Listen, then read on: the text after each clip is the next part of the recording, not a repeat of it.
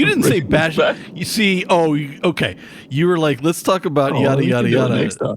No. Let's do bash system. I don't care at all. Well, I think because when I wrote it, I was like, yeah, let's talk about systems and stuff. But like, let's bash it. Let's bash the concept. Okay, so let me see if I can frame it, and we can abandon this frame, right? Like, sure. Because I have, I'm gonna start by angering people because, like, I've been thinking about, like, like a 2025 wrap up. Oh yeah, cool.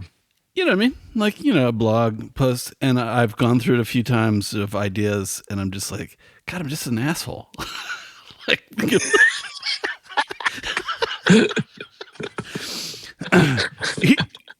let me start here, and let's not go here, but let's. So, like, I had no idea what Daggerheart was, but people kept bringing it up, and I'm like, I've never heard of this.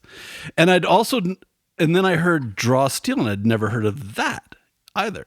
Yeah. And I'm like, because I'm not in those circles, right? I'm like, and then I found out what they were. And it's like, oh my God, are we still doing this shit? Are we still trying to fix D&D? What the fuck is going on? And you look at the worlds you can play, and there's this very specific world, which is kind of boring, which is a fantasy world, but with all these things on it. And you want more ways to play that? Yeah. But okay, so but let's not go too deep because I already saved myself. I talked myself off the ledge. So I started down this path of like, could we please stop trying to fix D&D? But the truth is, no, we can't. And here's two reasons. The two main reasons I came up with. One, you kind of, if you're going to design something on your own, you start there and you understand why you're stupid for doing that, right? Like everyone has two bad systems. So they're like, whoa. Yeah, you got to get your bad systems out. Yeah, attributes, stats, HP still? I still have all the horse shit that sucks. Like, what am I doing? Yeah. So there's that. So please, people, everyone listening to me, all ones of you, do your stupid shit with trying to fix D&D and then, ditch it. Yeah, and then move on. Yeah. But two, obviously, that shit is commercial, right? Like they're trying to make a bunch of money. And so like, of course they're going to force feed you the shit you already want to kind of, that you don't like, but this one's purple. Yeah. So this is what I think we should do. We should start with mechanics and then work to systems, right? Because systems are collections of mechanics. We should talk about mechanics and why mechanics have to add value to the combo. So combo, it's all about the combo. Mechanics have to add value, or what are they doing there? And we'll go through some examples. And then we'll go, okay, systems are collections of mechanics. Then let's talk about, is that something you need or not? Well, let's say like, but our friend Runeslinger has pointed out to us that conversations are, what did he say? Not the meta. Medium. The medium. Medium. Sounds. Let's start sounds there. Way spookier. Yeah. See, this is where I think like we go. If let's talk about conversations being the medium, and well, conversations being the whole thing, right? If you want to add a mechanic to that, it better have value. Yeah. Like it better add value to the conversation, because if it's detracting from the conversation, you're screwing the thing that's the core. And then we can talk about systems as collections of mechanics. This is my view on systems. You are expecting some random person to know all the mechanics you're going to need? Impossible. Yeah, impossible. Possible. Yeah. So that's where we're going. So I think let's talk conflict first, right? Because the next unknown world is conflict, and you've got that conflict system. So let's talk that first, and then we'll get into a conflict where we tell people what they think is wrong. Like we'll joke into it. There's nothing better in a podcast than the host berating any possible listener that they have. Yeah. Here's the conflict, guys. We're gonna come at you. We're coming at you right now about things that you love, and we're gonna say why we don't like them. Yeah, that's good podcasting. This is definitely World of Brine content.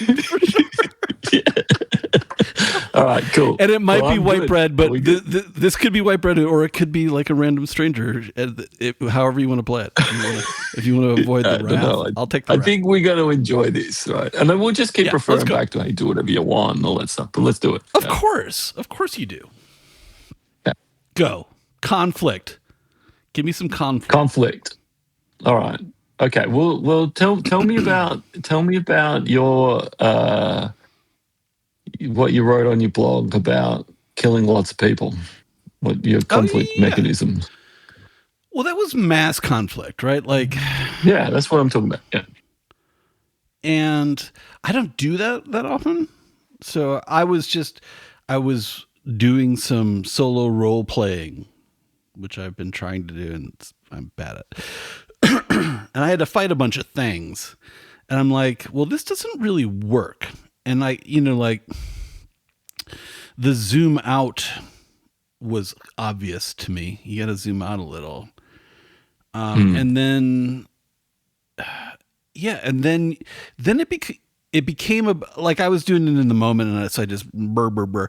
But then I thought about what I had done, and it was like, okay, so there's some threat levels here, right? Like, I wanted it not to be numbers, but it's just numbers, whatever you want.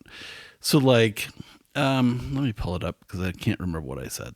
Let me describe this accurately, since it's now my bullshit. We talk about this. We talk about this because it's we're doing conflict as the theme, the next unnamed worlds, and because you wrote a thing about conflicts. Yeah. So group combat, when groups fight, you zoom out, right? And then I had threat levels, and this just goes classic for how I think about shit. I actually think my injury system is more interesting, but like, so I came up with fair fight. You have the tools or positioning to handle the fight, right? Dangerous is threat level 2. You're outmatched or outnumbered.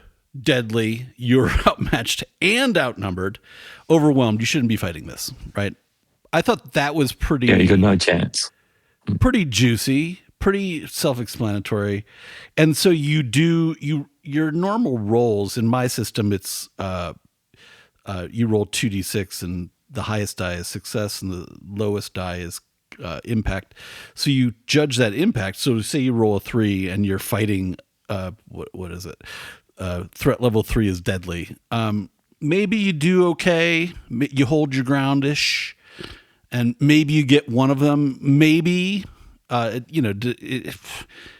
on how the GM and the fiction goes, maybe you lower. So you could lower possibly the threat level to dangerous. So you're now not outmatched. Well, maybe you're not outnumbered now. Let's say. Or you can up it. Like, oh, well, 3 more bad guys just came in. Now you're overwhelmed, or whatever it is.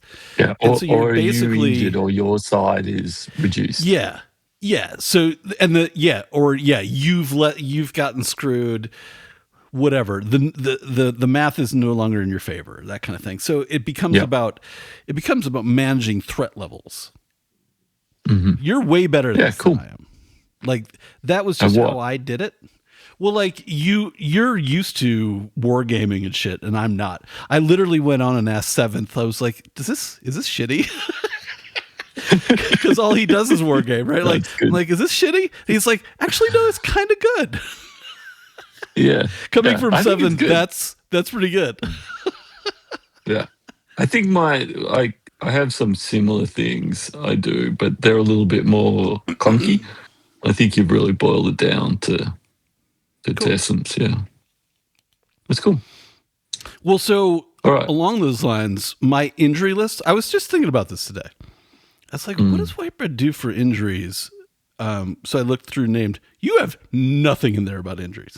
You have one line that says, he might have hurt his leg. Figure it out. Yeah, because that's all we do. Yeah, and that's totally cool. Freaking chapter of details, yeah, different. But cord injuries and death. No, but like our systems are the same there. I've just provided a little bit of scaffolding, right? Yeah. So, you need to go to page 188, dude. I don't know what page you're on, but there's a whole chapter on injuries and death. Well, I didn't read multiple injuries, death. I'm usually reading the summary, not the whole fucking thing. Yeah. Well, the summary, because honestly, all we do is you got shot in the arm. What is that? If you're shot in the arm, what can you and can't do? It's like that HEMA thing where they fight and they hit their arm and then they have to put the arm behind their back. It's like that. We just do that. And so I just exactly what the same as I do. I just put some scaffolding. So like I have bruised, like, you shake it off in a few minutes, bloodied. So like, oh, well, he cut you. Too many cuts and you bleed out, right? Like broken, you're gone. You're out. You broke a rib, you broke a leg, you broke something. You're out for the day and probably the week. And then buried. You're dead. Good luck. Death's a nice guy. Yeah. And in a sense, we use that with how many skulls or whatever you get. But what I find is we don't actually have many injuries because I've got players who are happy to roll on. And when you roll on, you either get away with it or you die. Yeah, exactly. That in your game, it's like, oh, well, you're just dead. Sorry. And yeah. I got a couple of players particularly, and the thing they say is keep rolling until you see swords. Just keep rolling until you see swords or you're dead. I was just trying to, in my dorky game, not available in stores. I try to give the GM, I trust the GM to do the right thing. So, right, like there's a lot of holes, but like B, a little bit of, I'm always trying to give them a little bit of guidance. And I thought that really worked because it was just so it's 4 things. It's a no fucking brainer, but it's just scaffolding on top of what you do when you need it. That's it. Yeah, totally. It works well. It's good because it's simple. You can remember it without having to look it up. Yeah, it's 4 and things. Get on with it. Yeah. Yeah, and the recovery time is baked in a sentence. There's nothing hard about it, and it's natural. Like, oh well, you broke something, and it gives because I always feel bad about leaving the GM hanging on those things. That's it, and you can just steal that for named next time, next printing of named. Are you going to do a second edition? Come on, Wightbred. Everyone, all the cool kids are doing a second edition. Well, I reread it. There's nothing I disagree with. So what am I going to put in a second edition? I would absolutely stop you from making a second edition. I promise you. There's no way I'm making a second edition. I might do a reprinting and fix the typos in 10 years, but I don't. Yeah. Then the point of doing Unnamed Worlds is that it's a way for the little tricks that I've learned since I wrote this to put those in. Yeah. Like that's the point. Is a zine. It's a zine. Yes, it's a zine. But the point of that is, like there's a couple of things that Moss and I do in terms of, how we run allies. That's new. Whatever. I mean, there's things in here I wouldn't use anymore, like in the name toolkit. We pretty much stopped using karma. But even in here, it says we don't use it half the time. It's pointless. It doesn't add anything. I didn't need karma at all. I would never use that. No. We thought we needed it. You don't really need it if people want it. I mean, but again, named is meant to be a toolkit. The toolkit we use to inspire other people to write their own damn toolkits, and maybe one of them wants karma. I don't know. So again, I wouldn't take it out because why would I take it out? No. Someone might want it. Someone might feel it's useful. So speaking of unnamed worlds, I wanted to not eat our own dog food, but shit on our own dog food a little bit.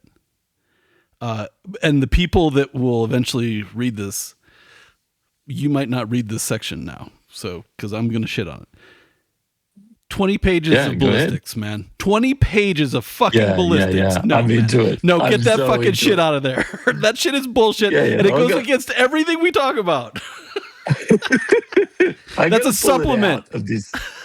Yeah. I got to pull it out of this thing, but I'm going to put it in the anthology. And the reason is because, okay, so have you played Shadowrun or we play D&D? All of them have these equipment lists, right? Yeah. We've all got equipment lists. And the problem with the equipment list is you look at it and you find the equipment that's good and then you choose that because there's always one. There's always one that stands out, right? I think in D&D last time I looked, it was the longsword. It's just better than everything else. It's just better. Yeah. That's the one you should choose. Everyone should have one. And if you don't have one, you're a monkey or a cleric or something that can't use them. Yeah. The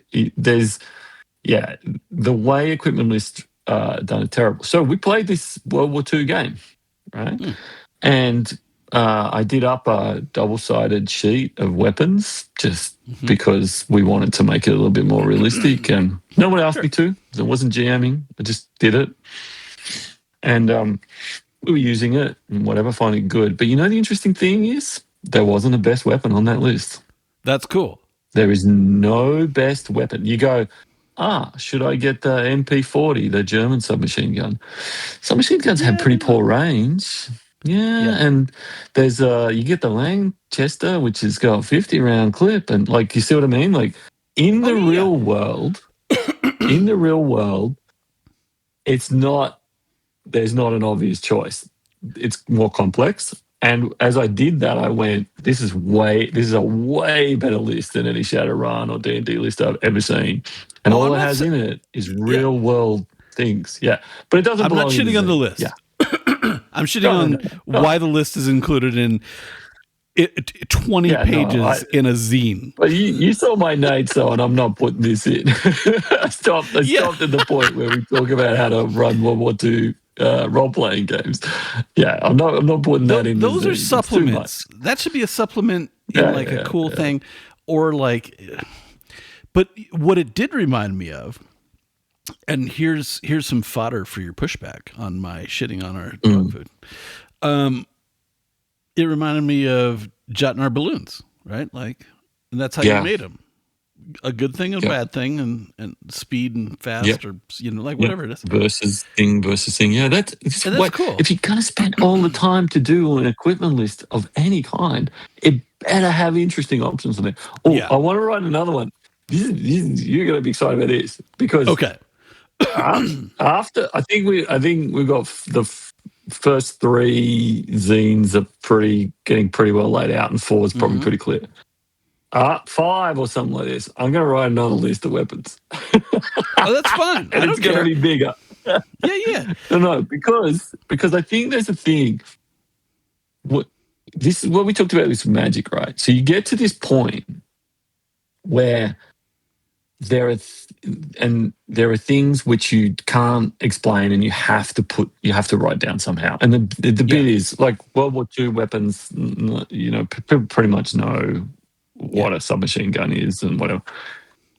Future weapons. I want to write a future weapons. Okay, now you're somehow.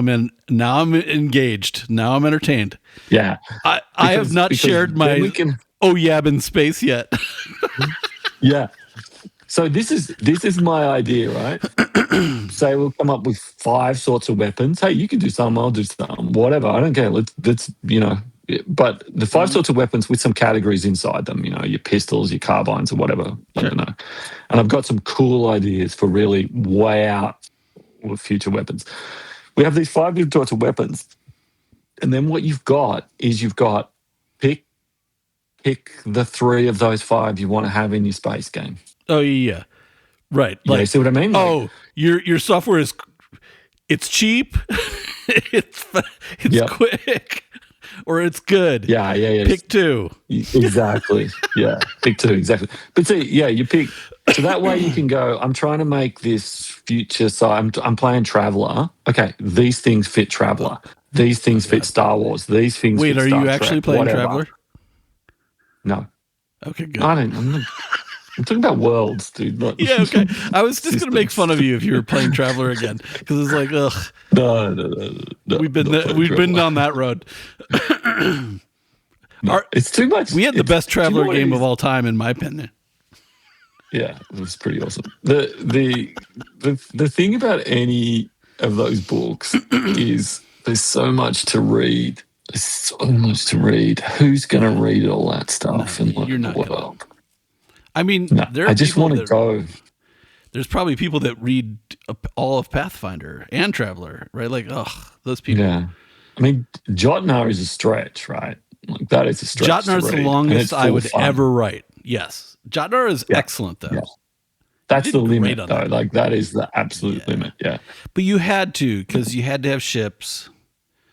Well, right? You had to have ships, and the other thing is you needed locations.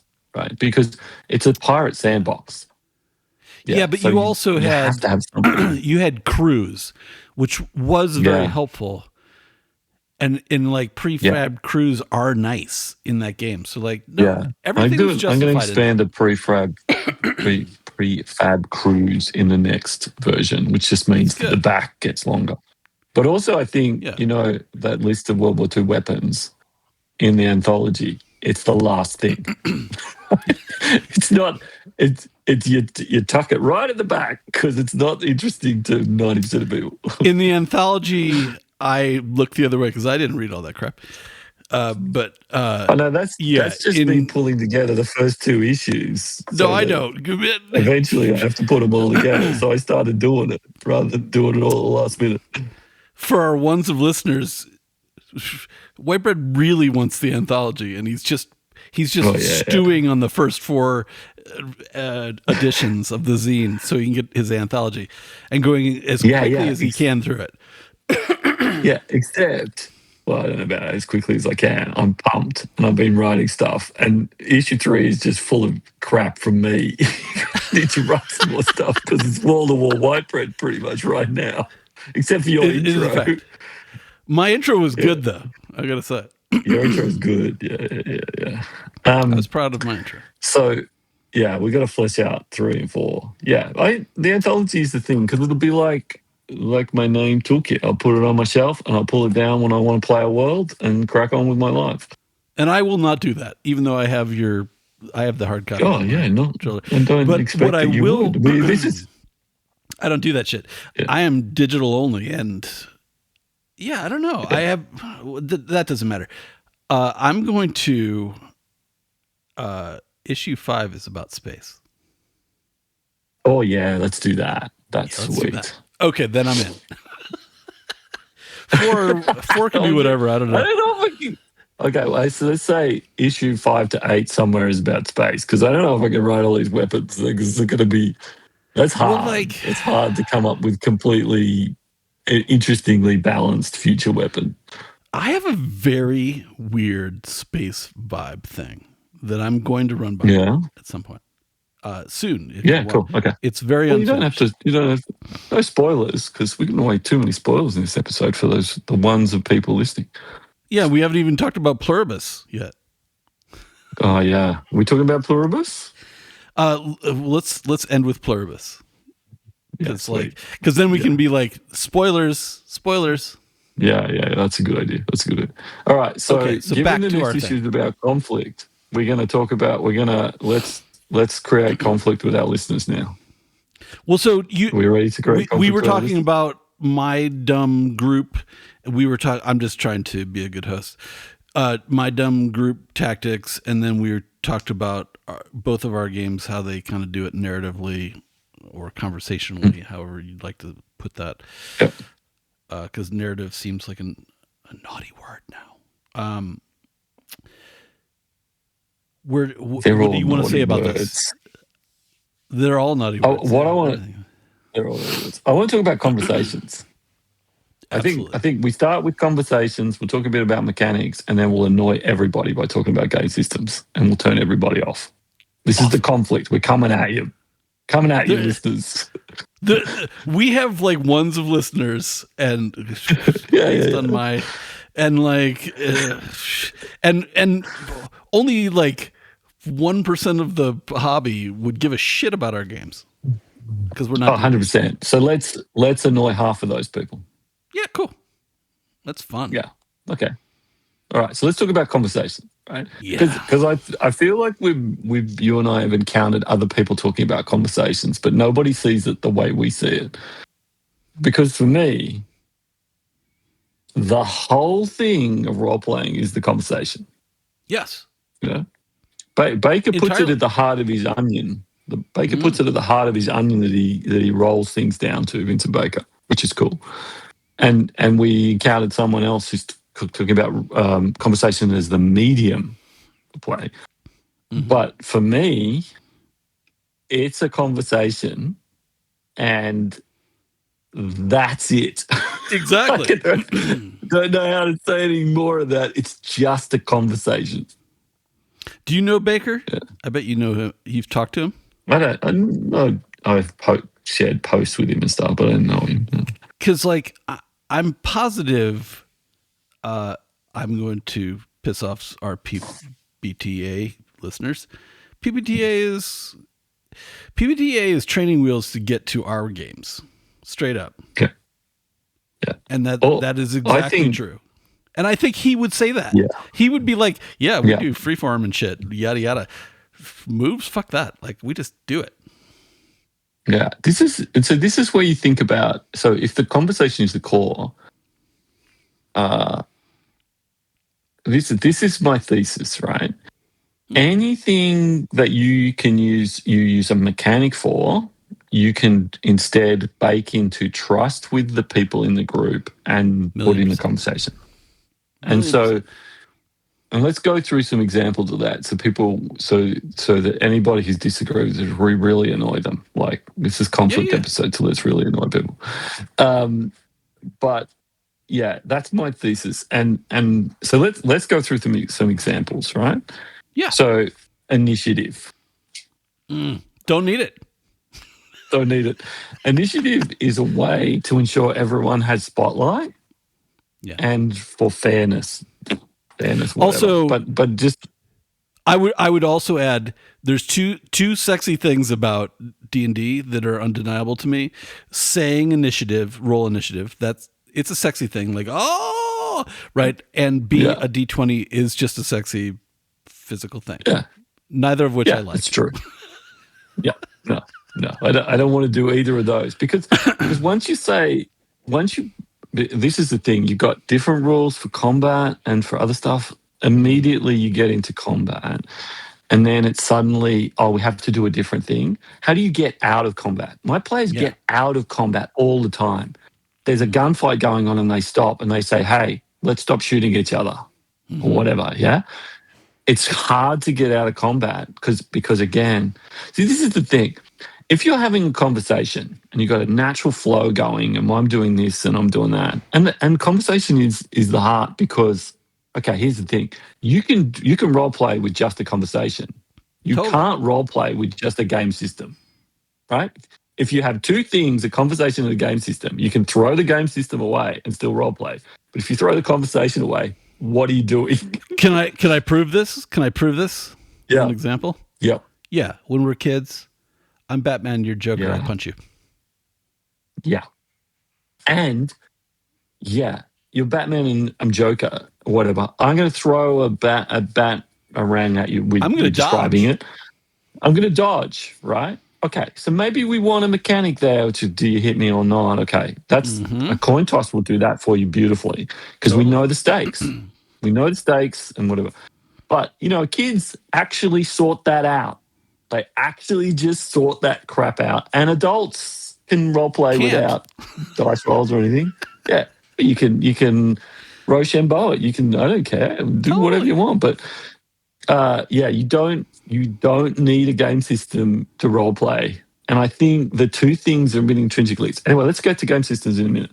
Okay, so initiative, don't need it. Okay, what about classes and all those things? Because you need niche protection. So your character stands out. Do you need that? No, just let your character stand out. Yeah. Well, like if you're Batman or Joker, right? Like, but yeah, I would So suggest. what class is Batman? Batman is Batman because Batman is Batman, right? Yeah. So if your character is Steve and everyone goes, yeah, that's totally Steve. That's what Steve would do. Then Exactly. you don't need niche protection. Then you're good. Because Right. you're good because it's Steve. We know Steve. Yeah. Let's say you could remember 5 things about someone else's character at the table. They're a fighter. Immediately you've stereotyped them. We need someone up here to punch this orc. You're a meathead. Go and do this. No, don't do that. Look, what else do we know about them? Oh, they got high strength. Those 2 things are intrinsically linked, and it's boring as hell. But whatever. Yep. What else do you know about them? I don't know. They're lawful good. Oh God, none of these things is describing Steve. No, not at all. Yeah, they're like it's his job and some statistic and his view of the world written incredibly broadly. These things do not help me. What if I knew 3 things about Steve were that Steve enjoys murdering people. Okay, now there's something completely different about Steve that tells me all 3 of those things. Exactly right. Yes. It tells me what his role is. It tells me all that. It's way more descriptive. And yeah, I don't know. I just made that up. It's probably a bad example, but you get what I mean. No, but like in the Batman example, Batman might work if you live in Gotham City, but the Dark Knight is interesting, right? The Dark Knight is a juicy name, right? Like, and juicy. Or crazy fucking weirdo that likes to beat up bad guys, maybe, or whatever. Like, who knows? And so I think this thing when we talk about these mechanics, so just to take a little bit of sting about like confrontation here. If your group forgets to spotlight people, initiative might help you. Yeah, totally. Yeah? If your group is bad at spotlighting people in the other way and making them shine and stand out, like the niche, you need niche protection for, then maybe you do need classes. Yeah, totally. But you can practice and train yourself to fix those problems, right? So you can use a mechanic, or you can just get the group to go, hey guys, we're really bad at spotlighting. Let's make sure we don't do that next session and we give everyone a chance to shine and everyone whatever. Yeah. All right, let me give some more. Moderating life and death. We need hit points and all of that stuff because otherwise the GM could just kill us arbitrarily. Well, that's bullshit because it's no trust. It's bullshit. Like, the GM can kill you arbitrarily anyway by putting tougher monsters in. Like, what? Yeah. Don't understand. And then again, hit points are the worst, right? Hit points are a number that means nothing. Like, nothing in the fiction. Nothing in the world. It's horseshit. Yeah. What does that mean? And you're taking it out of the zilch. Yeah, you're saying I'm swinging my sword at the dude, and you're saying so this is the thing. You got conversation flow going, and then you move to mechanics, right? I'm swinging my sword at the dude, which people don't actually say anymore. Yeah, often after a while in D&D, they just say I attack them, right? Because why describe anything? The description doesn't matter. So you have to force yourself to describe things. Yeah, but okay, I'm attacking the dude. I rolled a 16. We're immediately deep in the mechanics and deep out of the conversation. We're into the, all sorts of backs and forths. And I did this amount of hit points. And then the GM has to reinterpret that back. So there's like 5 steps in that. And before you're back in it. Whereas if you go, I'm flipping a coin, I hit him. Oh, he's badly hurt. Bang, moved on. We're back in the conversation. We're moving on with our lives. Anyway. And so quickly, 2 things. I would say the reason I have my scaffolding for injuries is because then you're giving the GM a little vibe like, well, you're bleeding. You're literally bleeding, or you've got a broken arm to remind them of the fiction, right? Like, okay, cool. And I forgot the second thing, so never mind.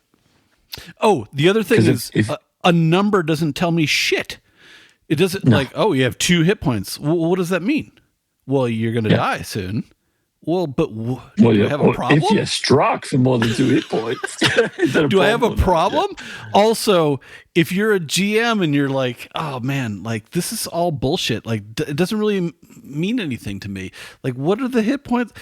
Yeah, or if you're a player and you're like, oh yeah, well, like I crouch really low and I try to get behind the dude, and you're not trying to do like so I can use my secret.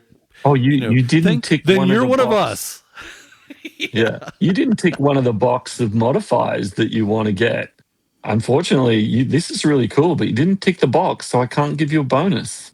And again, if these things help you, that's great. But each of them has a debt, right? Yeah, totally. You have to learn about what hit points mean. You have to learn all those modifiers. You have to learn all that stuff, and then you have to remember to apply it in play. Yeah, and if you don't apply it, you're not playing it properly. So it's got a cost, and it takes you out of the conversation flow. And especially if you get lost and you have to go and look at the book, for heaven's sake, about what the rule or the modifier is. Oh gosh, what does this condition mean? Oh gosh, yeah. So do it if you want, sure, but you're paying a cost for it, and it's taking you away from the combo. Okay. Yep. Understanding the probabilities of chance of success. A lot of systems do that for us. And a lot of people say when they talk about FKR and things, yeah, but I wouldn't know what my chance of success is. Why do I care? Yeah, what do I care? Set stakes. So you're telling me the stakes, right? Like Wightbred is telling me, what I'm going to role play for us. Wightbred asks Brine, what do you want to do here? I want to get by the guards. Cool. How are you going to do it? I'm going to charge them. Okay. Well, that's less than optimal. What would you tell me? What are the stakes if I just charge them? I would say, well, if you just charge them, then you're engaged in combat. Yeah. You might push past them quickly. Is that what you want? and take what? What kind of damage, right? Like, yeah. So the stakes are up front. You charge them. Either you run past them and you get past them into the castle, but they raise the alarm. Is that what you want? Like, and I don't think there's a role here. Yeah, they're right behind you're engaged in combat, or they're running after you. Yeah, there's 9 of them. That's a way. That's a thing. That's what you want to do. And we've established what you're trying to achieve and the costs. We don't even need a dice roll for that. Yeah, no, you're good. Yeah, so this thing, people going, I have to understand the probabilities. Like, what is the probability if I come to a person in a car accident that I can save their life? What? I'm not going to know that probability if I walk into that scene. I think people have to understand the stakes and they have to understand the chances of the rolls. But the probabilities, this thing that, I need a 47% chance to. Come on, are we in Vegas? For me, the debt for that for me is too high. Well, people are terrible at gambling odds. They're terrible at it. Yeah, you should be playing blackjack, just so you know. Yeah. And this is what I would do. Just play John Harper's 50-50 a couple of times, right? Oh, yeah. Because the whole game is, here's all the mechanics. Understand the characters, set stakes based on the situation and the characters, flip a coin. That's it. That's the sum total of all the mechanics. Yep. Love John Harper's 50-50 as a way to strip back what you're doing and then rebuild mechanics you actually want. I love it. Okay. Here's another one. And this is Powered by the Apocalypse. And this is I'm remembering something Vincent Baker says. I hope I didn't get it wrong. But basically, he said at some point, it gives you something cool to say. Right? Yeah, that's kind of cool. Do you need that? No. That's kind of cool, except no, because again, if you trust the players and you practice and learn, you can learn improv and whatever. But after we left Apocalypse World behind, I have never, ever wanted to look at a piece of paper to tell me something clever. Yeah. Because go ahead. I have moves in PBTA. Great concept. They're great training for teaching you how to play the game we like to play. Everyone had training wheels probably. Or maybe not everyone. people that had training wheels. Do you ever go back to training wheels? You'd be like, oh man, I miss training wheels.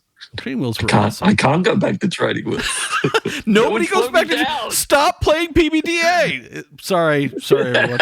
Sorry. No. You can reach me at pbtahater@brine.dev. You've got a conversation, and the conversation is what you're doing, and PBTA is taking you out of the conversation. And what Vincent's doing is trying to get you in and out as quickly as possible. Appreciate it. Which is cool. Good call. Yeah. There is a piece of paper in front of you with a whole range of options on it. If you're not looking at them, then you're just doing your thing. If you get stuck and you do look at them, it's doing something to help you, yeah. But if you're looking at it to try and to work, like if it's distracting you, it's you're paying a debt for having that piece of paper in front of you. 100%. So be careful. Like, understand how you play and whether it's a debt or not. Balance. Oh man, this is the training wheels of training wheels. Oh, it doesn't matter where I go in the world, and again, there's OSR types, but I'm talking about standard D&D. No, anything I fight will be a fair fight. What? Fuck off. How is this interesting? But anyway, if that's what you want and you want it, good. But I think the problem with D&D is it doesn't even do that. Like the Wizards of the Coast variety doesn't even do that because the calculations don't even help you to balance things. And because you're incrementing everyone's stats all the time, yeah. Numbers go up is probably another one. Numbers go up is fun to see things go up. And I got new abilities and all the things. All of those things have a cost. You have to remember them. They have to fit with the game. They have to be balanced in the sense that you just didn't get an auto win thing that makes all your other abilities useless. There's a potential cost here. So I think, here's my, I got one more, and then we're going to stop talking about mechanics, unless you got some more. Incentives, experience. This is the literal worst. Like, this is saying, hey, I'm here to have a conversation and role-play my character.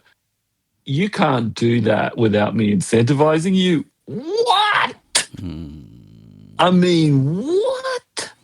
And it's tied into that numbers go up stuff. But if the players can't incentivize them, if I can't incentivize the character I'm playing to do something, why are we even sitting down there as a group around the table? To me, the debt on that is way too high because it's a massive distraction. Massive distraction. I was playing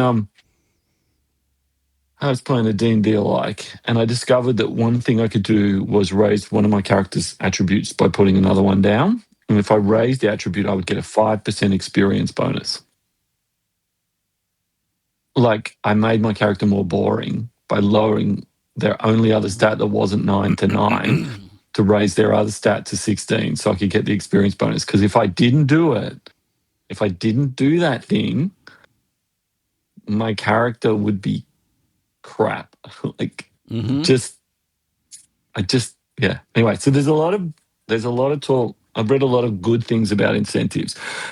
In role-playing, Zodek Sue wrote some good stuff. Luke Gearing, a whole bunch of people have written things on incentives and why they're bad. But let me just lay out the psychology reason. If you give kids money for cleaning their room or something like that, they think the only reason I did that was for the money. And if you then say to them, hey, can you just clean your room? They're less likely to do it. Incentives is bad because it's like giving people sugar. They go, well, I'm not doing this without more sugar. Give me sugar. This is my dog coming in. Yeah, she every time she comes in, I have to give her a treat now. And I don't. Sometimes. Fuck you, Dorg. Yeah.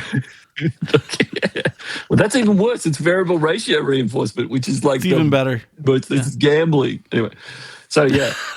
All of the things that come standard come with a cost and a debt. And you have to me, if you don't want to ruin your conversation, the natural flow that people do. Because have you ever played with people fresh and started the game without talking about statistics, just started by playing? People can just role play. Yeah. They just go. Kids because they can do it as kids. We did it as kids. Yeah. It's adults. We need some incentive. That's weird, man. Yeah. But also, you get these people who play for many years and you go, okay, what are we playing? Well, what are the statistics? Why do we need statistics for? This is the expectation that there's a whole bunch of things exist, and all of those things have cost and debt, and are you prepared to pay them? So I think this is, to me, you bring back to the core conversation and you trust the group to be able to do role playing because anyone can do it. Because, if you pull someone in and say, you're an elf in a forest, they start doing things that an elf in a forest would do. Right? I remember all the times I'd just riff in college and just get people together and start role playing. And then you have to do things like, hey, actually, there's a thing called the Game Master and I'm that. And so I decide what the world does, not you. And that's beneficial, right? Even that has a debt and a cost. Mm-hmm. But I think that cost and debt is worth it because people will naturally say things that will happen in the world, right? Yeah. If you don't have the Game Master. Because you're just having a conversation, because you can easily just sit around and go, let's have a conversation about some weird people in another world. And you can just do it. You don't need a system. Okay, now let's get into systems, because I want to do some system bashing now. Mechanics. Here's the thing. So if mechanics have cost, then you need to think about them. So look, there's mechanics we use that we think add value, like emotion, which a lot of people wouldn't use. We use a mechanic that emotion can help your rolls and stuff. And the point of that is because the people I play with don't bring emotion to the table as much as they want. Yeah. Mm-hmm. Dark Secrets is another one. We like to be able to screw ourselves over, and we find that entertaining and interesting. Other people wouldn't appreciate that. So there's the mechanics that interact with our conversation and disrupt it. Yes. Yeah. Yes. So this is the thing about systems. You think that some random dude somewhere in the world is going to be able to write a bunch of mechanics and put them together in a way that's going to fit your group exactly. That's wild to me, that we have game systems where we just expect people to be able to do that. All the unique idiosyncrasies of the people you're playing with, their ability. My table can spotlight each other really easily, and they make sure they look after each other and lift each other's characters up and do things collaborative as characters. And you're saying I need initiative, but I don't. Right? I'm good without initiative. I don't need that. So I walk into your system that has initiative and has it tied into other mechanics, and then I'm looking at your system going, there's things in here I don't need.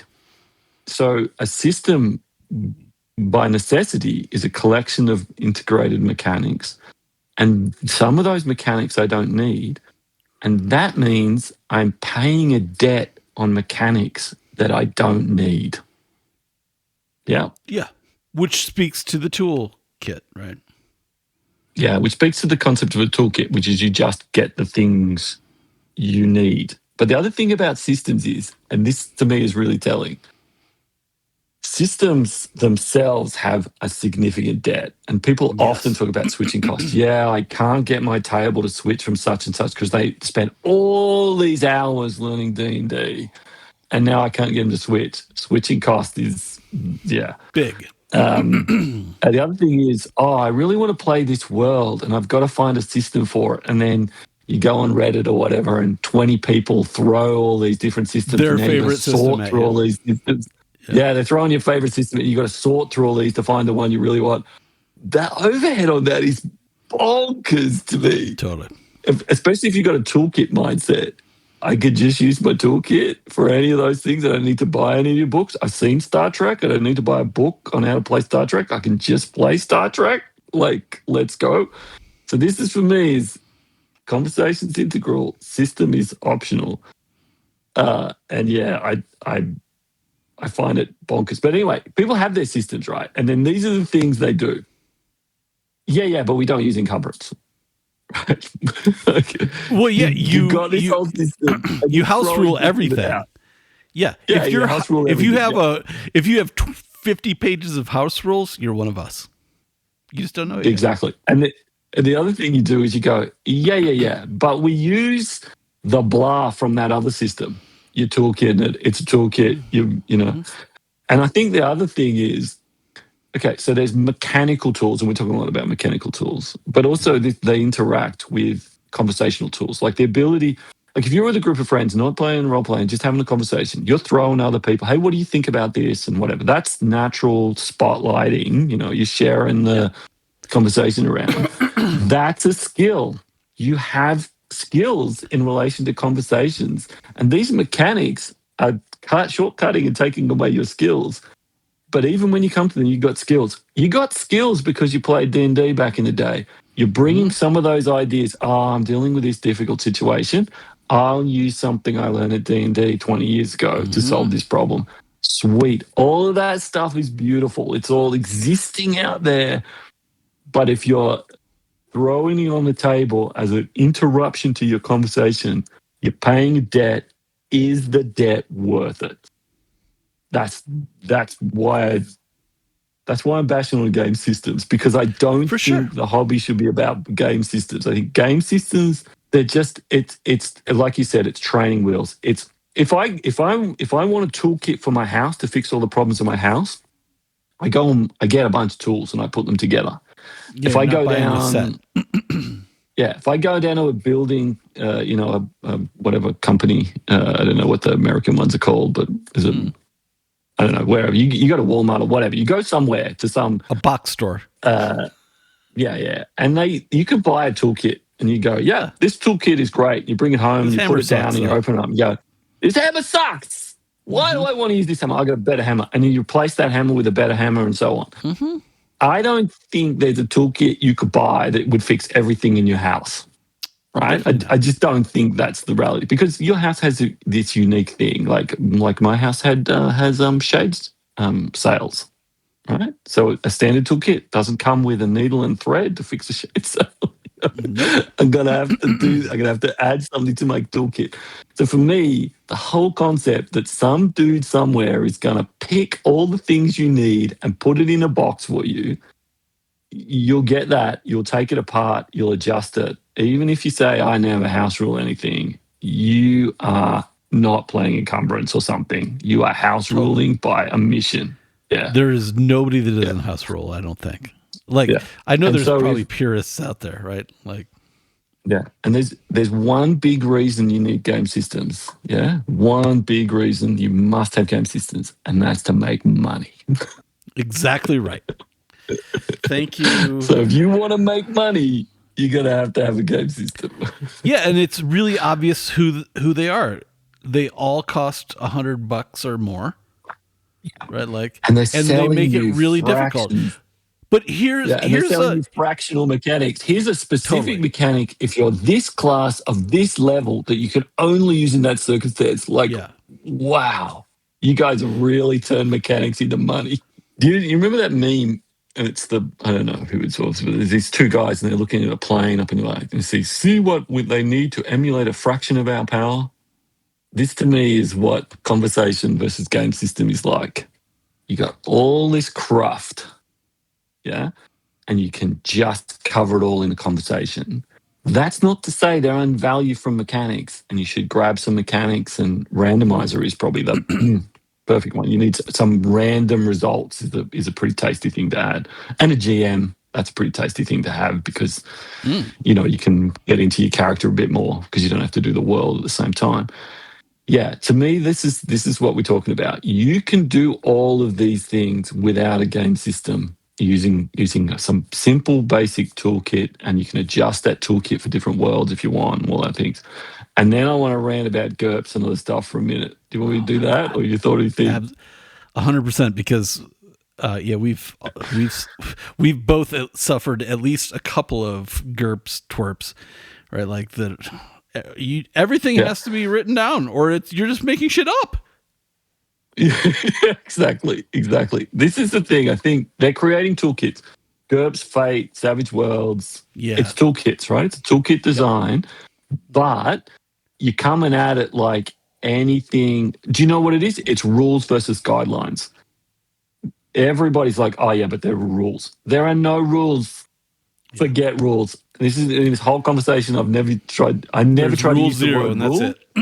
and I never describe the things we do as game systems. I always talk about them as toolkits and with guidelines because you can throw all of them out, and that's the heart for me about the way we should approach this. And yeah, the whole concept of game systems with rules is just like, oh, here's a set of training rules, training wheels that somebody came up with and expects and guesses that you'll need all of them and calls them rules. No way. They're guidelines. They're never more than guidelines. And 100%. this person is not going to guess what my group needs, and we're going to have to adjust it somehow to fit to that.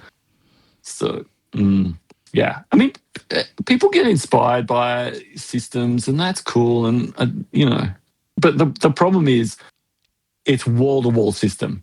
The expectation of this whole hobby is that you need a system, and to me, that's not true. You can have one if you want. Not true. Yeah, but it is not true to say you need a system. You do not need a game system. Ask any child. Yeah. Ask anyone who's never played before. You don't need statistics. You don't need a host of things, unless you want them, a host of things that systems automatically pretty much assume that you're going to need and throw in. Well, and the problem is, the problem with that, I mean, for me, we're telling truths, but like the other truth is like no one's going to do that because you can't make money. Nope.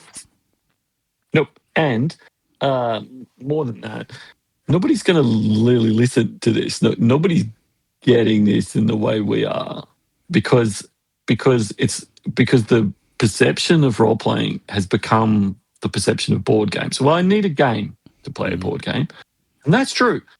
You need a game to play a board game. Yeah, because that's the point of the hobby. You know, that whole thing is about a board and we're playing pieces on it and all that sort of stuff.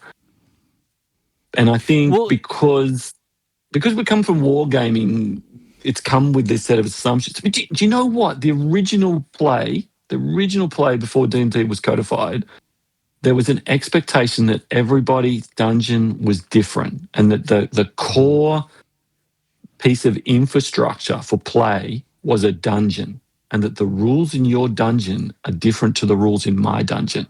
Yeah. And that's why the early versions of D&D were badly codified.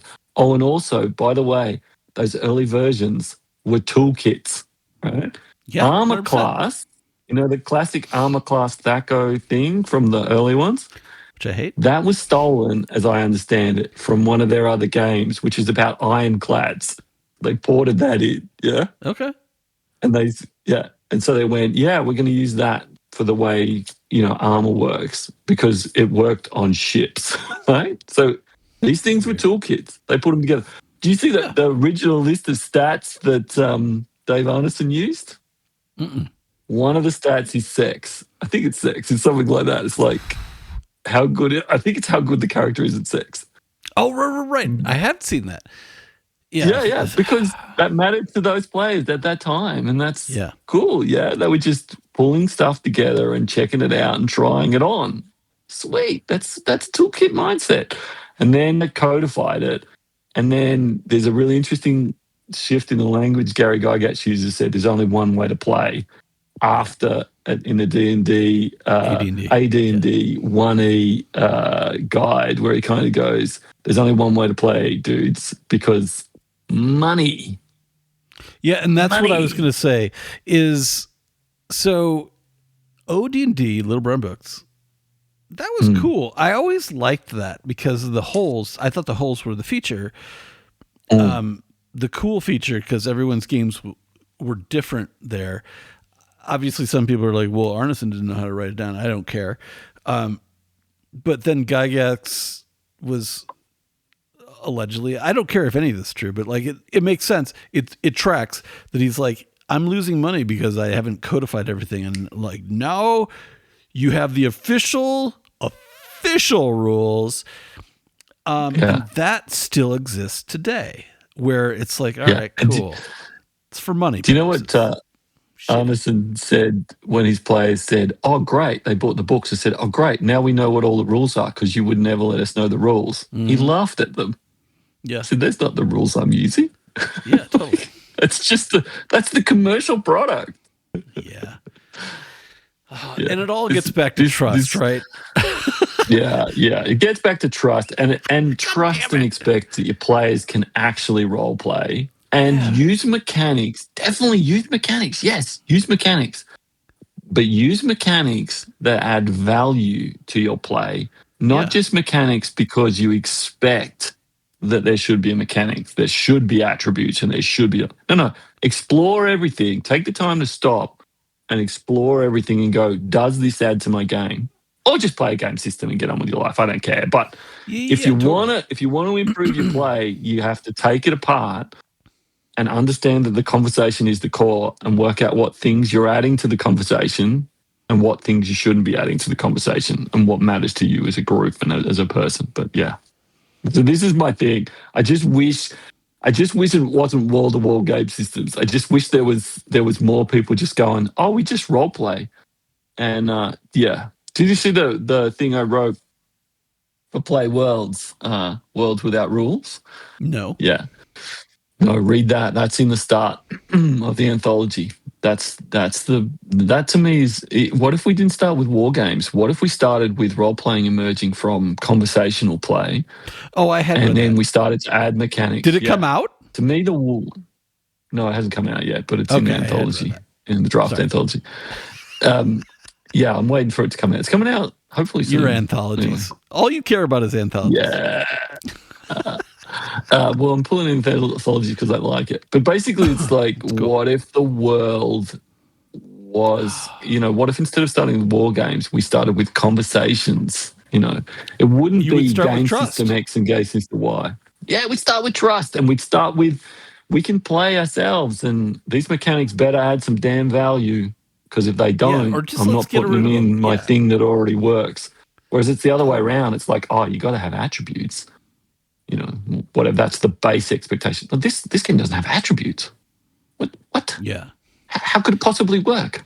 And I feel like there's something, like rulings versus rules. It's more like this thing we keep bumping into in this particular game. We could probably use a mechanic for it. Let's just fly by the seat of our pants right now. But let's come back and make a rule for this. Let's actually make a mechanic that everyone's down with. That's kind of cool. Let's stop and think about our play and go, you know what, like we did as a group, you know what, we just we don't talk about emotions at all. We need some way to increase the amount of emotions we're talking about during play, and we think that will make our play better. And so we put a mechanic in for that. Like, stop and look at the way you're playing. And that this is the classic. They were looking at 3rd edition D&D, and they had someone's partner or something come in and they said, oh yeah, Dungeons and Dragons is 30 minutes of fun in a 3-hour session, right? There's 30 interesting minutes of fun in a 3-hour session. And then they made 4th edition. Did not go back to the core. And it's just worse. Well, every edition since OD&D has gotten worse to me. Yeah. I mean, I started on AD&D or advanced. Because you're adding... Yeah, because you're filling all the voids. Yeah. But you're trying to fill everything. There's got to be a rule for that. Oh, this game doesn't have, doesn't have rules for drowning or falling. This is a real problem. What? I did download Drowning and Falling and it was Jason Morningstar. You motherfucker. Yeah. And it was so good. A laugh riot. I pissed myself laughing at that. Yeah. It was great. So good. Yeah. There's a whole bunch of people taking the piss for me out of the concept of game systems. Yeah. And like I will play For the Queen at the drop of a hat. It's great. Because it's just a conversation with a couple of guys. Yeah, it's very cool. I just bought Tackle Box, which I am busting to try. So what's the one we were talking about that it was on that list and I bought it. It's the creepy which one did you 1928 ones. It's a pair of I can't remember the name. I didn't do that one. It's like Johnny's got the rickets, that kind of shit. Like Oh yes, yeah. This is Jason Morningstar's one. Oh, it's so I can't wait to play it. It's super fun. So this is not to say mechanics aren't good, but I mean Jason Morningstar is the guy who wrote Fiasco, which is talk about minimum rules required to get the vibe you want. Morningstar gets all of the shit. We're in his wake. The thing is, like, I like Fiasco. I haven't played Fiasco for many years, but it was the game we always played when someone was away or whatever. But we don't need it because we can just play Fiasco now in regular play if that's what we want. We can just run it's a Fiasco-like session. Okay, sweet. So cool. We don't use any of the rules. We don't use any of the scene framing or any of that stuff. We just play with the vibe, into that vibe, and it's great. And so, see, I'm different. Like, I used to cancel sessions if there wasn't like at least 3 players, and now I'm like, I hope 3 of you motherfuckers don't show up because I really just want to run a duet because duets are so yeah. So I would just never concentration and the focus. It's so good if you have someone who can actually do it, like role play, right? Like. So children apparently, just enjoying the role playing of the character, I think this thing on Reddit today. This person's going, so I've got this super game that I'm writing. It's like in a creation blog. He's got this game I'm writing, and it's everything outside of combat is really flexible, and it's just a skill-based role. It's interpreted and stuff. I'm going, that's pretty sweet. And he goes, in combat, I want to have these 20 specific rules. And I'm like, what? Boom, you just lost me. You just completely lost me, So he's going, what rules would you throw in? And I'm going, you're just throwing rules at the wall and seeing what sticks? What do you need? What do you need in combat? What are you missing? I don't know. It's very hard to have a conversation with someone because they're leveraging Can we reel this in to the point where we're like, okay, we just shit on you guys for like an hour. Sorry everyone. Sorry. You can email wightbread@brine.dev. I'm gonna set up an email for you, Wightbread. Is you just gonna put all those emails in the bin? Or I mean, you could also try like you assholes at brine.dev and like I'll set it up.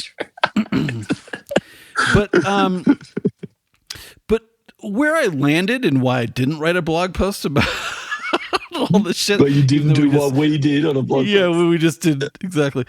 I was like, well,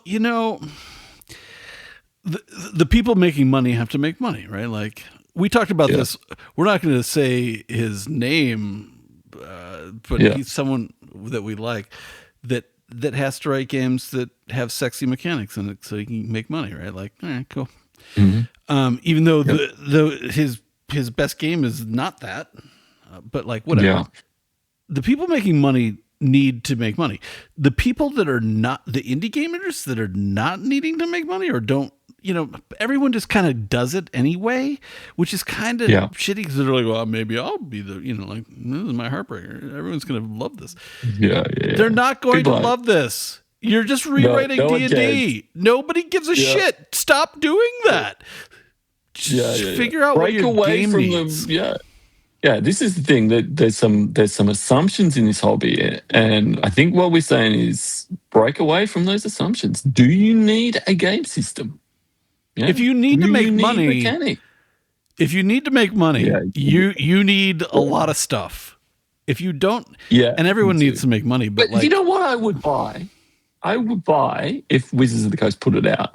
I would buy a version of D&D which is just. Do you know the Young Adventurers guides? Have you seen those? Oh, I have one. Yeah, it's good. Yeah, that's good because it's just the world. Just sell me the world. That's all I'm interested in. And if I play that world, I've got a book to do it. It's cool, and you can can jam into it. And those books are great. I have a couple of them actually. Yeah, I don't need mechanics. I don't need 1,000 freaking mechanics pressed into a volume. But I would be what I would buy 1,000 mechanics of. I would buy 1,000 mechanics of here's a bunch of tools you could use for your game. Yeah. if you needed them. Yeah. I would buy that. Yeah, Here is an exhaustive list. Okay, I'm going to pick 20 of these and throw the book over there and get on with my life and occasionally look back in it when I go, you know what's not really working for us? Yeah. I mean, you kind of did it with Named, right? You exactly did it with Named, but like it is good having different, well, you could do it this way or you could do it this way is a little aggressive and it's a little thick to read. It's just like, here's the best way that's worked for us is the coolest way to do it. I feel like someone shouting is now going, but mechanics reinforce genre and tone. And I just go, players can do it. Players can do it. Any argument you've got, I'll say players can do it. Okay. My players are doing it. To shit on our own dog food again, that is kind of why I was shitting on our own dog food. It's like, I don't need these ballistics, man. Like, I'm not reading this. Yeah. No. But I wrote it for me. And that to me is the call. It's you do this stuff. This is folk art. We talked about folk art. I think it's folk art. I'm doing it for me. I'm not doing it for commercial reasons. I'm not doing it, we're giving away unnamed world. It's cool, but let me allow me to shit on our own dog food too. I've been shitting on everyone's dog food, but like to me, the zines are, and I'm talking about Unnamed Worlds, a zine at popular no itch.io near you, I guess. I personally want those things to be like, you got to have an anchor adventure, just like something that's actually ready to play, like an anchor. Like Paul anchored really well with Wreckers. I tried to anchor with Steep Mage, right? Like the anchor. And then I like the quick Steep starts. Mage is solid, but that's not for everyone. But the quick starts are kind of like, here's a world. Good luck. Right? Like that's cool too. And so we're giving setting almost. Now, like you could talk me into a 20 page ballistics. I don't know if you can talk me into that, but like you could talk me into. I haven't put the pictures of the weapons in, mate. It's going to 20. It's going all the way to 20. Of course it is.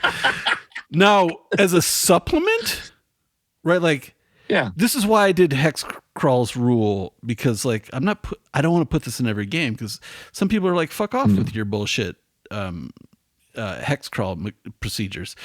But I'm like, here it is. It's, I don't know how many pages it is. Not many. But the ballistics, World War II ballistics supplement, that's kind of cool. I bet everyone downloads that and is like, I might need this, and they probably won't. They might. Yeah. Well, the reason I did it is we played multiple campaigns in World War II, so that's cool. It's useful for us and me and my groups. And then it's great, but then you have it in its own document. You're gonna leaf through some shit, and it's like, like just have. I like the specificity of it. Yeah. But the other part too is it's not just a long list. You see, I've broken it down. 5 choices. Oh, no, I got it. Yeah, it's like, I didn't read them all. There it is. No. In a supplement, I would love that. I'm like, oh, we're playing World War II, or I need weapons, or I need space game. I'm gonna wrap these in space shit. Cool. Yeah. That's a better tool than I think, and this gets back to like when we were doing like, I don't remember when I brought it up. I'm like, oh shit, we're doing like an extended 2400 because we have the game rules. Yeah. And then we're just creating worlds in the zine. Yeah. That to me is what the zine should be. Like we're getting out there. Yeah. The fiction is just worlds. It's all worlds. I like the fiction. I loved Paul's poem. And I don't know if he read mine and said, fuck Brian, I can write a better poem than him. I don't know if it was a new one or an old one he gave me, but anyway, it's really good. But poem as setting, that's cool. I'm down. Yeah, I can get behind that. It's just a page. It's not 20 pages. Yeah. Let's just point that out. Yeah. But I think we got the length of these things right. Pictures. I'm trying for 3-page quick starts, and then fiction, a few pages of fiction, or one, 1 to kind of 4 of fiction, and then you got to have the anchor. There's got to be an Got to anchor. have the anchor. Yeah. I'm worried we don't have an anchor for 4. Anyway, we'll come up with we something. can work on that. Well, that's once we have the setup, then it's like, Paulo's writing a new thing. Paulo might be writing a new thing by then, because that'll be sometime next year. Yeah, but the anchor, Sometimes once the anchor's 26. there, then everything else fills in, right? Like, that's cool. 100%. And I realize who I'm talking to here, and you just want to get to that anthology as fast as possible. I know it's true. Well, I do and I don't, because I'm actually really enjoying the zines. Because, you and I were having this conversation in the last zine. You're going, this isn't quite right, and should we tweak this? And I'm going, bam, zine out. It was already gone. You fucked me over. You were like, oh yeah, Brian, go ahead, pontificate about all the shit that's wrong with it. Oh yeah, it's already out.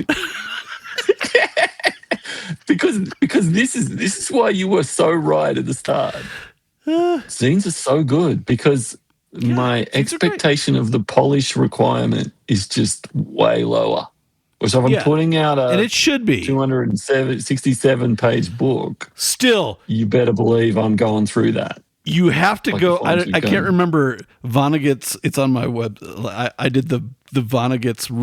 Vonnegut has rules of writing that I transferred into RPGs, and one of them, very important, is always never make it so your listener or your reader feels like their time's been wasted. Right, like so that's the bar. You can stretch it. He did. Jesus. Yeah, but I think this is let it go too far. Yeah, this is the difference between a novel and a book of worlds, though, because you look at it, you go, don't want a bank robbery, don't care, moving on. Yeah, like, it's not going to be for everyone. Yeah. I'm not saying perfection because perfection is dumb. No, but I'm just saying I'm just making it for me and you and a bunch of others. I know the ones of people listening and reading us. Yeah, but I don't care. Yeah. I mean, we're writing the best thing we can. We're having fun with it, but it's not about how many people download it. I don't really care. Yeah, and at some point, more than 10 is nice, but apart from that, who cares? I would prefer a baker's dozen personally, because who doesn't love a baker's dozen? Yeah, well, we're well over a baker's dozen, so that's not a problem. Cool. And in my original assessment, I was like, well, we got to have some actual plays of this shit, right? And we have not been able to do that because we live on the opposite side of the world from we will get into that. 2026 goals. Yeah, we should play some games. And even if I don't have to be in it, but apparently I have to record it. So I guess I have to be in it. Yeah, no one else can record it except for you, mate. This is the skill set in this place is very limited. I know, but it's okay. But I can do that. I have hit record and walked away from back in the FKR days. I'm like, fuck you, motherfuckers. I'm out of here. And then came back and I'm like, oh my God, I have to edit so much crap. This sucks. But we're ending on Pluribus now. Let's Pluribus out. Yeah, sweet. Okay, Pluribus out. So I can frame it. I just love. Let me frame it. Yeah. So Pluribus is a series on Apple TV, I think. Is it Apple TV? It is from the makers of Breaking Bad and Better Call Saul, and it stars Kim from Better Call Saul, who I love. She was so good in that. Yeah, and it's kind of. I would call it sci-fi. Would you agree? Yep, 100%. And so, man, is it good? Yeah. It just every episode I go, okay, they've established this now and it's going to get boring. Bam. They always get me. I was watching the last episode. I'm going. Yeah, go ahead. Yeah. Have you seen the last episode? Yeah. I watched the last episode and I'm like, spoilers. I don't think I'm going to go watch. Before I watched it, I went, I'm going to watch this and the thing's going to happen that I expect to happen. And then I'm going to be bored. And I'm not going to watch Series 2 because Severance Series 2 didn't do anything, didn't add anything to that Severance. Beautiful world at all. Yeah, you got to stop after Series 1 of Severance. I just think Series 2 just like you're trying to explain the world in Series 2. No. Series 1, beautiful ending. And then I saw the end and I went, I'm watching Series 2. Oh yeah. I watched series 2 of Pluribus. Wait, did you know that they had the ending that you did not want at first, and and Sony and Apple said fuck off? It's awesome. Wow. Because that's so good. I was like, what is going on? What is going on? And let's not say it, because like, what is going on? And I was like, oh, that is good. Yeah, it's good. Yeah, and what this is world. What they've consistently done. Revelations, changes. Do you know? It feels like, because most of the time it's very formulaic, but I play with a bunch of weird dudes who will do weird stuff. And when we role play, it feels like one of our role playing sessions. Like the dark secret bombs that people are dropping. Like, oh yeah, that's so juicy. And what a world to play. So juicy, right? Oh yeah, fantastic. Do you know? I was thinking about this. Yeah, if you just got everyone to watch the first 3 episodes or something like that, I don't know, you'd have to go back and watch them, and then said, okay, now you're the characters and we're going to play. Probably the number of characters you need would be whatever, but you get what I mean. I think that's a great way to just enjoy media, to watch a few episodes, play the rest of that as though see how you would play it out, get to a conclusion, and then go and watch the rest of the series yourself. Because wow, yeah, so good. Like it's an amazing kickstart for a campaign, though.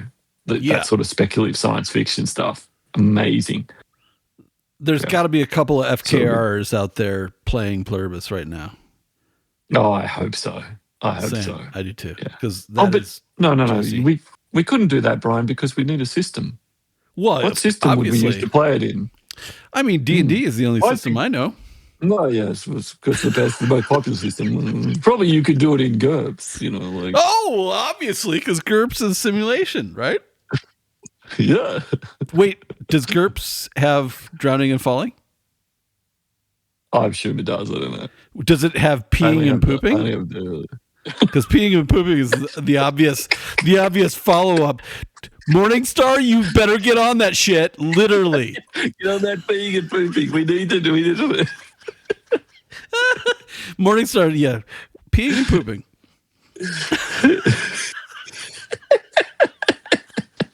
What's that dude? The dude who did the printing press? What's his name? No idea. He used to write letters to his friends about how his poops were that day. He'd be like, well, very consistent today. Like, he'd write these letters to his friends. I heard... That's your inspiration, Morningstar. Get on it. I read that, like, people used to watch the royal shitter in the castle and see how thick and vibrant the king's poops were, and knew how the... That's all bullshit, probably. Henry VIII he needed an incredible amount of laxative because of his diet. Yeah, he took this amount of laxative, which was just beyond what a normal person could possibly cope with, because he's just what he ate and the way he ate was just so. I mean, shitting in a castle is its own game for sure. Yeah. You have a dude that he had a dude that looked after that for him, right? I bet that. No, I think there was multiples, because someone had to go down, probably at least once a week and clean that shit up, literally. Oh yeah. Oh my God, man. Yeah. What a great job. We don't medieval times. It is breaking my immersion. We didn't talk about immersion at all. Oh my God. No, we don't need to talk about immersion. It's impossible. You can't immerse. There's no immersion unless you're taking a shit in a castle. Let's make a commitment never to talk about immersion ever again. I really don't want to talk about immersion, honestly, because no, neither do I. Let's just not talk about it. People are so confused by it, and everyone's got their strong opinions on everything. The word story, everyone's got their opinions on story and immersion, and just role play. Theory is great if it helps me role play better. If it doesn't, why do I care? It doesn't matter. Yeah. I mean, hey, it's fun to speculate about how things work. Absolutely. Or whatever. Sure. But academics love that shit. Yeah. Right? I'm here to play. And I tell you, systems aren't helping me, and theory isn't helping me. Systems help me if I steal things from it, and theory helps me if I steal things from it. And otherwise, it's not helping me play. Cool. Yeah, if you want to be the next Ron Edwards, am I getting that name right? I can't remember the dude's name. Yes, yeah. Ronnie Edwards. I don't think he came up with GNS theory though. He just talked about it. No, but like if you want to be a theorist, you go right ahead with yourself, man. Cool. Oh yeah. Again, if you want to play with game systems, knock yourself out. If you want to be a theorist, it's this is the thing we're saying is we're democratizing these things. We're just saying, I'm just saying I'm here to play. Yeah, and it's probably too late to say that you should just go fucking play the game you want to play, because anyone that we've pissed off, which is probably everyone. Well, this episode was about conflict, so we led into it hard. And I'm gonna literally make this really fucking long. I'm not gonna edit hardly anything. Like, this is another FU to the listeners. Yeah, this is the angry. Yeah, we're tired of this shit.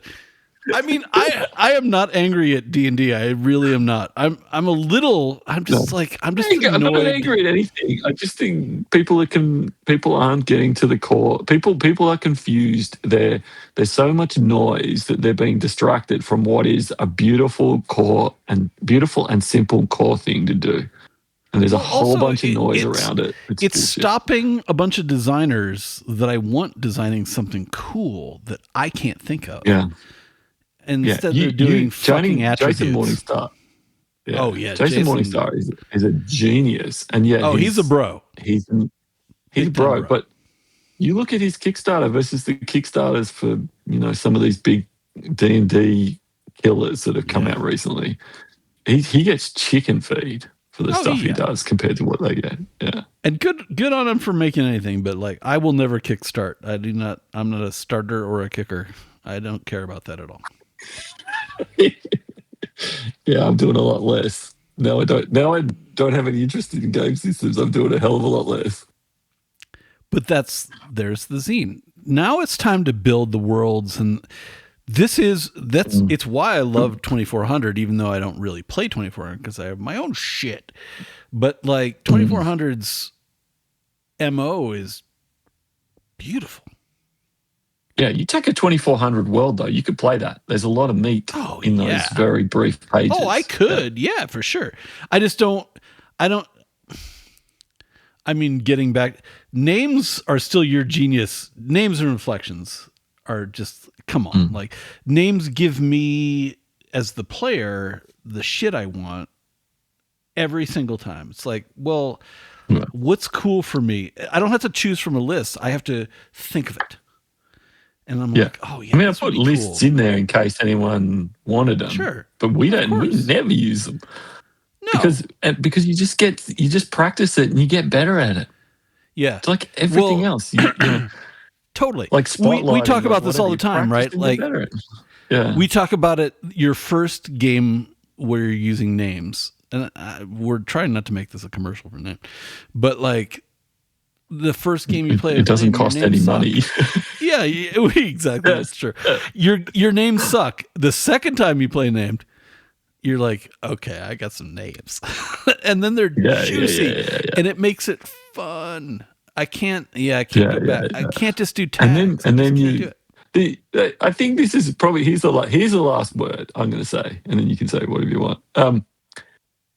We're putting this out because we actually like and respect people and want them to think about what they're doing. Like we're not just throwing rocks for the sake of throwing rocks. We're throwing rocks because somebody who listens to this maybe is going to go, you know what? I can improve my role playing by doing X and Y. That's it. That's the story. Yeah. And I want it because there's definitely people smarter than you and I. And I want their best game. I don't want their shitty. Oh yeah. I want you to get through your fixed D&D couple games and then get to the good stuff and really bring some stuff, man. Because we want to steal it. 100% we do. Yeah. We're going to steal it and put our own toolkits and use that bit of it. So get on with Please do, and just write something cool that your peeps dig. Yeah, that just works for your table and is interesting and fun, and then we'll steal Please bits of do it that. for ourselves. Yeah, Please, we beg that's of what we you. want. This is the thing, right? We just here to steal stuff, so we can have good games. That's it. We literally just want to steal your shit, Yeah, or and we want to burgle your turts. That's. And now you brought it back. What is it? Pissing and pooing. It's true. Is that what you called it? Yes, I did. But burgle your turts is from Over the Garden Wall, which is another of my favorite series of all time. So super fucking fun. Yeah, we're just here to steal your stuff.